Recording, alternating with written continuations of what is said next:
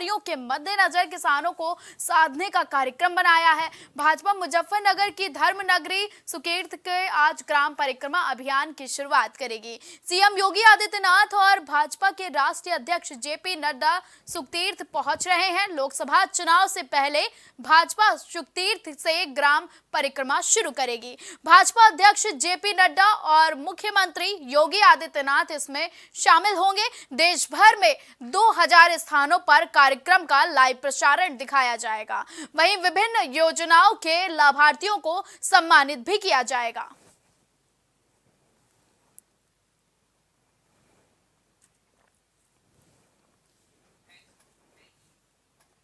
अयोध्या में निषाद समाज के लोगों ने अपनी मांगों को लेकर जल शक्ति मंत्री रामकेश निषाद को पत्र दिया है।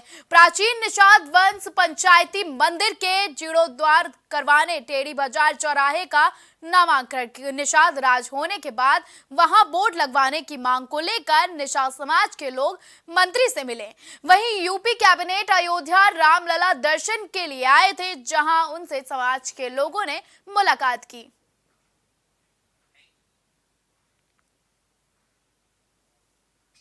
उत्तर प्रदेश में राहुल गांधी की भारत जोड़ो न्याय यात्रा शुरू होने में बस कुछ ही दिन रह गए हैं। 14 फरवरी को शुरू होने वाली भारत जोड़ो न्याय यात्रा अब 2 दिन विलंब से शुरू होगी। यूपी में कांग्रेस के अध्यक्ष अजय राय ने कहा है कि यूपी बोर्ड परीक्षाओं के कारण इस यात्रा को पुनर्निर्धारित और छोटा कर दिया गया है। अब यह न्याय यात्रा 16 फरवरी से शुरू होकर 23 फरवरी को समाप्त हो जाएगी। इससे पहले भी कोरोना काल में लोगों की परवाह करते हुए बंगाल में राहुल गांधी अपनी रैली कैंसिल कर चुके हैं। वो यूपी कांग्रेस चीफ अजय राय ने कहा कि यह बदलाव लॉजिस्टिक मुद्दों के मद्देनजर किया गया है। जिन स्थानों पर कैडरों और आयोजकों को रहना था वे आमतौर पर निजी स्कूल या कॉलेज हैं, जो अब बोर्ड परीक्षाओं के लिए आरक्षित होंगे। एक वरिष्ठ नेता ने कहा कि हम यह संदेश नहीं देना चाहते हैं कि किसी विशेष क्षेत्र में राहुल की मौजूदगी में हमें सीट जीतने में मदद नहीं मिली।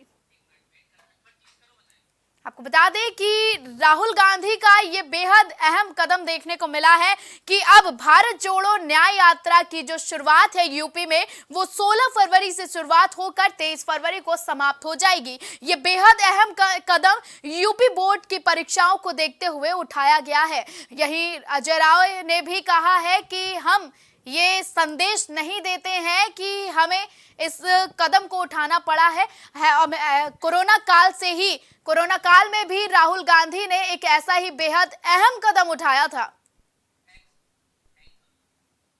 अयोध्या विधानसभा अध्यक्ष सतीश महाना के आग्रह पर सभी विधायकों और कैबिनेट मंत्रियों के साथ सीएम योगी अयोध्या पहुंचे, जहां सभी ने रामलला के दरबार में हाजिरी लगाई। हालांकि समाजवादी पार्टी इस कार्यक्रम से पूरी तरह से दूरी बनाए हुए है। वहीं दर्शन पूजन के दौरान सभी विधायक व मंत्री भक्ति भाव में डूबे हुए नजर आए और सभी ने कुछ देर तक मंदिर में बैठकर प्रभु श्री राम का गुणगान किया। इस दौरान गृह सचिव संजय प्रसाद और डीजीपी प्रशांत कुमार के नेतृत्व में सुरक्षा के व्यापक इंतजाम किए गए थे और साथ ही वीवीआईपी मूवमेंट के कारण आम श्रद्धालुओं का भी ध्यान रखा गया।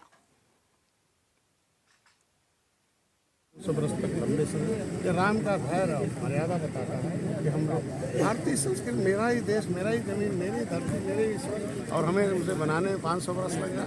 ये हमारा समाजवादी पार्टी ने नाकार दिया, आने से मना कर दिया। क्या कहेंगे? अब वो अभी तो उसका परिणाम 2017 में 18 में सपा बसपा एक हो गए थे, लेकिन जय श्री राम जय निषाद राज एक हो गए थे। क्या हुआ आप समझ सकते 2024 में भी है। आज तो रामलला सब पर भारी है। काशी, मथुरा और संजयपुर की बारी है और आज के दिन में यहाँ आने के बाद लगता है कि जो देश चाहता था वो हुआ और मोदी योगी। खुशी का अवसर है कि आज हम सब लोगों को पहली बार यहाँ पे राम मंदिर का आकर के भव्य और नव्य दिव्य राम मंदिर में आकर प्रभु श्री राम के दर्शन करने का अवसर मिला है।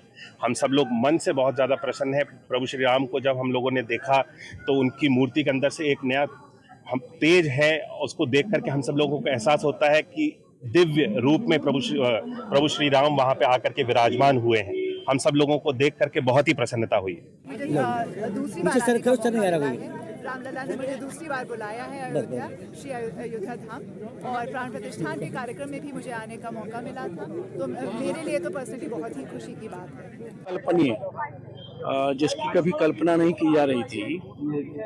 500 वर्षों के पहले से हमारे तमाम मनीषियों संघर्ष कर रहे थे और उसका परिणाम आया कि मोदी जी के नेतृत्व में, योगी जी के नेतृत्व में सरकार बनी, और सरकार बनने के बाद इस काम की प्रक्रिया और तेजी से आगे चली और आज वो अवसर आया कि हम लोग सब साक्षी बने, और साक्षी नहीं बने, दर्शन माननीय मुख्यमंत्री के साथ सभी मंत्रीगण, सभी विधायक, विधान परिषद सदस्य, अकल्पनीय और ऐतिहासिक क्षण। माननीय मुख्यमंत्री जी का और माननीय अध्यक्ष जी का आभार कि इतना सुंदर कार्यक्रम बनाया।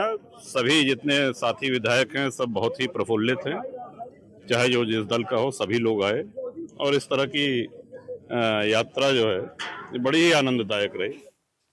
संवैधानिक नैतिकता पर विश्वास करने और गांव सरकार के माध्यम से ग्राम पंचायतों को स्वशासी संस्था का अधिकार दिलाने के लिए संघर्षरत नैतिक पार्टी ने अपना 16वां स्थापना दिवस बड़े ही हर्षोल्लास के साथ मनाया। और इस दौरान नैतिक पार्टी के राष्ट्रीय अध्यक्ष चंद्रभूषण पांडे ने बड़ी संख्या में उपस्थित कार्यकर्ताओं को संबोधित करते हुए कहा कि नैतिक पार्टी संवैधानिक नैतिकता में विश्वास करती है।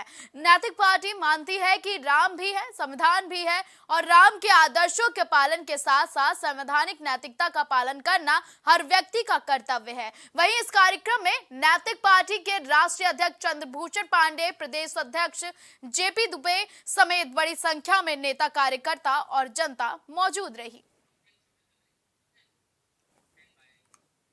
तो रुकते हैं छोटे से एक ब्रेक के लिए, मिलते हैं आपसे ब्रेक के बाद।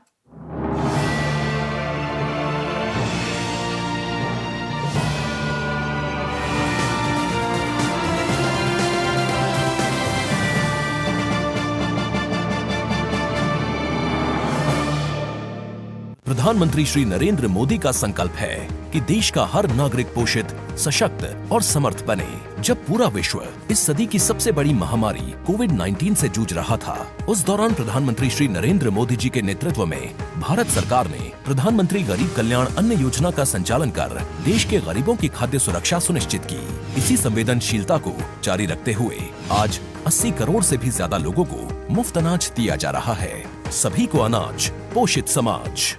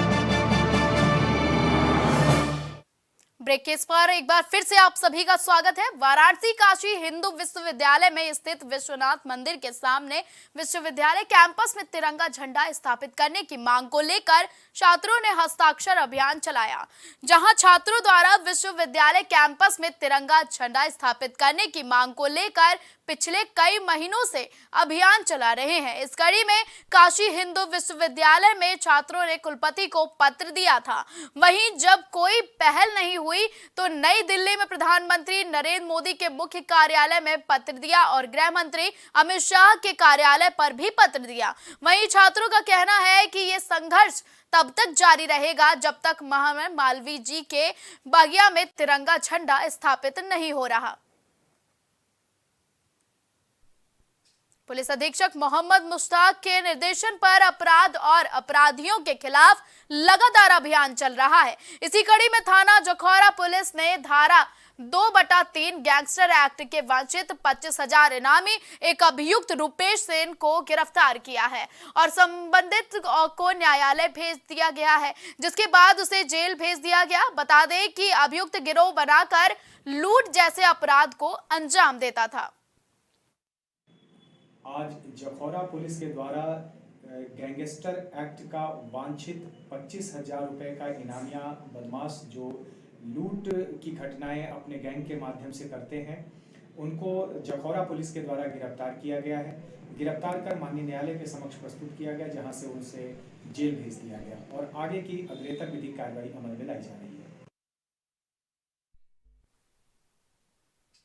बीते 18 दिन पूर्व रजिस्ट्री कार्यालय में हुई चोरी और आगजनी की घटना का कोतवाली पुलिस और एसओजी टीम को बड़ी सफलता मिली है। बता दें कि चोरी की घटना को अंजाम देने वाले 4 अभियुक्तों को पुलिस ने गिरफ्तार कर लिया है। इसके साथ ही अभियुक्तों के पास से चोरी के 2 लैपटॉप सहित चोरी करने वाले उपकरण भी बरामद किए गए हैं। उस रात्रि में एक चोरी की घटना करनी स्थित सब रजिस्ट्रार कार्यालय में हुई थी, जहां बैनामा लेखन होता है। और जब देखा गया तो ये प्रमाणित हुआ वहां चोरी भी हुई। सब रजिस्ट्रार की तहरीर में थाना कर्मी में अभियोग पंजीकृत किया गया और पुलिस की टीमें लगातार इसमें सारे वैज्ञानिक और परंपरागत जो तकनीकी है। यूपी की खबरों में फिलहाल के लिए बस इतना ही। देश और दुनिया की तमाम बड़ी और अहम खबरों के लिए आप देखते रहें प्राइम टीवी।